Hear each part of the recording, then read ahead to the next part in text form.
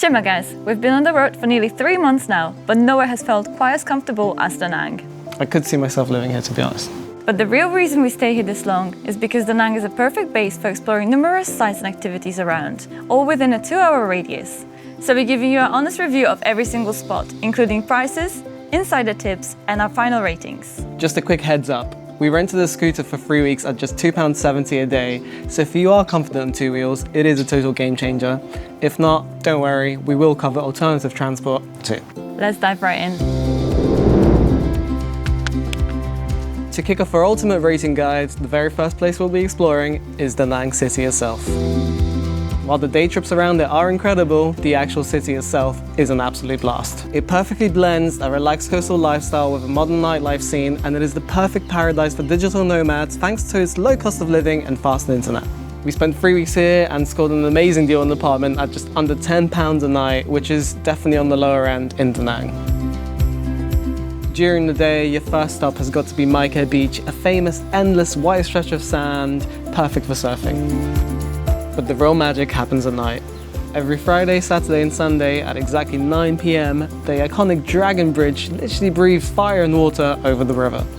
It is completely free to watch and an absolute spectacle. Da Nang also has an absolutely elite coffee culture, which is exactly why digital nomads love working here. The specialty cafe scene really is massive. We fell in love with it and we will share some of our favorites down in the description below. We're not going to rate Da Nang because the city itself is a sum of many components, but do stick around to see why it's such a great base for exploring the local area. While you're in the city, be sure to check out the Sontra Peninsula, home to the majestic Ling Un Pagoda and the towering 67-meter Lady Buddha statue. Located just 10 kilometers northeast of central Da Nang, this lush nature reserve offers the best panoramic views of the city skyline and the ocean. And the best part? Entrance to the pagoda and the temple grounds is completely free, but the parking costs a small donation. To get here, you can take a budget-friendly grab car from anywhere in the city. But as we mentioned before, scooters are the most affordable and practical option if you want to explore the coastal roads around the city, and especially if you're staying for longer. But here's exactly what we wish we knew. We tried to do the motorcycle loop from the south side of the island and got completely blocked. You can legally enter the peninsula on an automatic scooter from the north side to see the Lady Buddha statue, but automatics are strictly banned from climbing any higher up the mountain. So if you do want to explore the deep mountain peaks of this peninsula, you need to have a manual or semi-automatic motorcycle and a valid IDP, International Driving Permit, to pass the frequent police checks. Top tip, keep an eye out for rare wild monkeys, but hide your snacks. Overall, Sontra gets a 6 out of 10 for us, purely because we couldn't do the loop. What we did here is really worth seeing. Just get a stronger bike. Continuing with epic spots to enjoy the city panorama, we have the Marble Mountains. This cluster of 5 limestone peaks is located just 8 kilometers south of central Da Nang, and the area is packed with ancient Buddhist shrines, jaw-dropping hidden caves, and panoramic views of the coastline. A trip here is very affordable, with a general admission ticket costing just 40k. For accessibility, or if you're just feeling a bit lazy, you can pay an extra 15k for a one-way ride in the glass elevator, which takes you to the top of the temples. And getting here is an easy 15-minute scooter ride or a grab car down the coastal road. But here's some things we wish we knew before getting there. Do not let the local souvenir shop owners trick you into parking at their shops. They will aggressively wave you down, claim parking is mandatory, and force you to buy some statues. Just ride straight past them to the official municipal lot. Also, leave the flip-flops at home. The steps inside the caves are made of real marble and are insanely slippery, even when dry. Oh, and be aware that if it rains, the elevator shuts down completely. And lastly, for a top tip, make sure you head straight for the Huyen Kon cave for the most dramatic altar setup. Overall, we'd say the Marble Mountains score a solid 8 out of 10 for raw natural beauty. Just watch your step. Next, we're visiting Hoi An Ancient Town, a gorgeous UNESCO World Heritage Site, known for its lantern-lit streets, yellow colonial architecture, and world-class tailors. Located roughly 30 kilometers south of Da Nang, it's an absolute must visit for the atmosphere and the vibrant night markets. An easy 45-minute grab car gets you here for about 250 to 350k.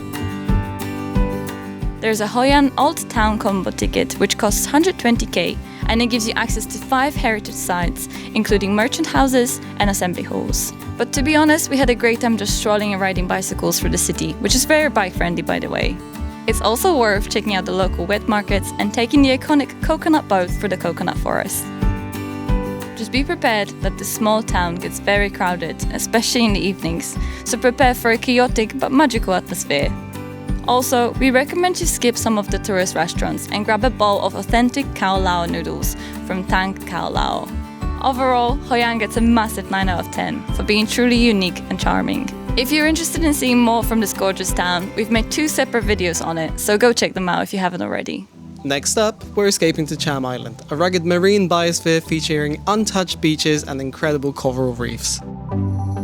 Located 18 kilometers off the coast of Hoi An, this archipelago is a fantastic day trip if you want to swap the mainland hustle for a quiet island paradise.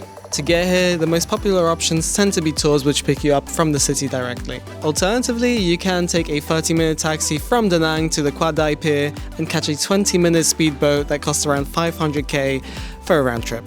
Budget travelers like us can opt for a slow public wooden ferry for a total cost of 400k, but it takes nearly 2 hours one way. Both prices include a mandatory island conservation fee. But here is a major heads up before you go. There are no ATMs at the port or the island itself, so make sure you have ample cash with you to cover everything during your stay.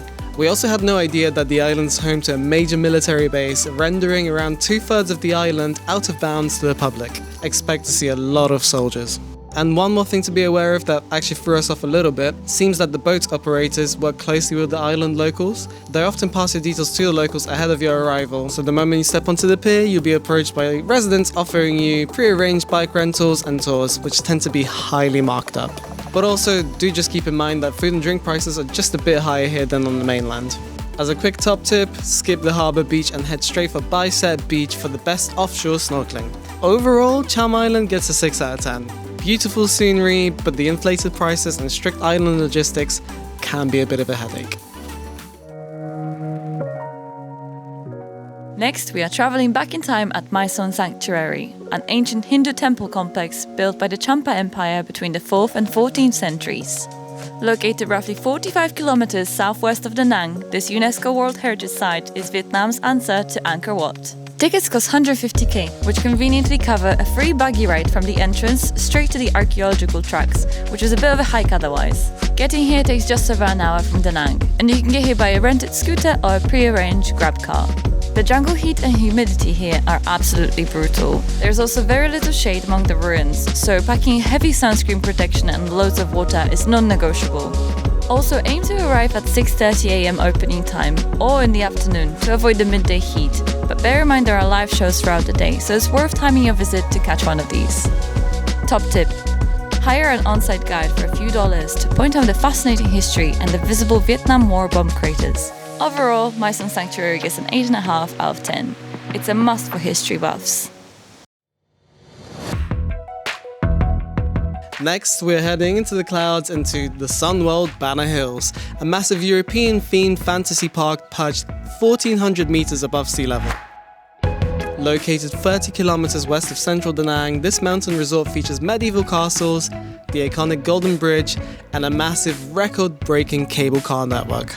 Getting here is a 45-minute drive from Da Nang, but the ride up is an experience of itself.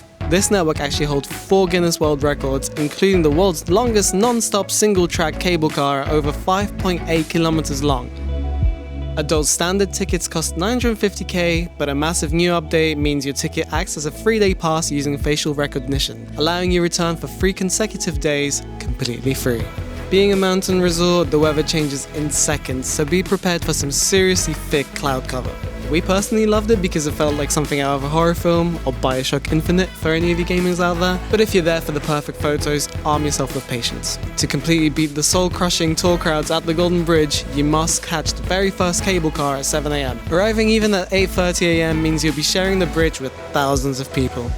Our favorite tip for this place? Make sure you get the ticket option with the lunch buffet. It is genuinely one of the best buffets we've ever been to, with an insane variety of global food.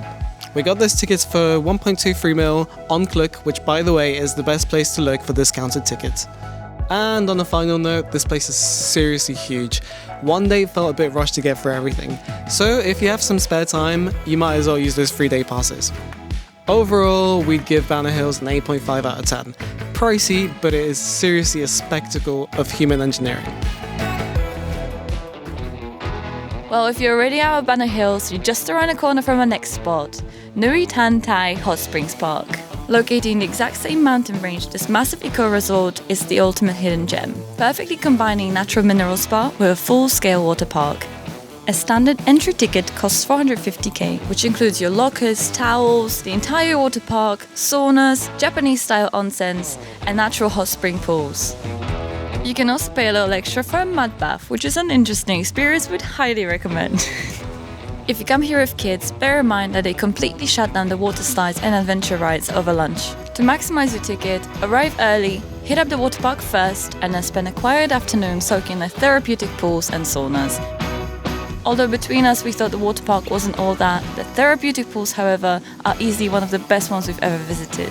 Top tip: head over to the natural mineral mine area and buy a longevity egg, which is boiled directly in the volcanic water. We'll split the rating of this place in two because it's only fair. The water park gets a 5 out of 10 for us. It's really nothing special, but the place is worth a trip for the hot springs alone, which will give a strong 9 out of 10.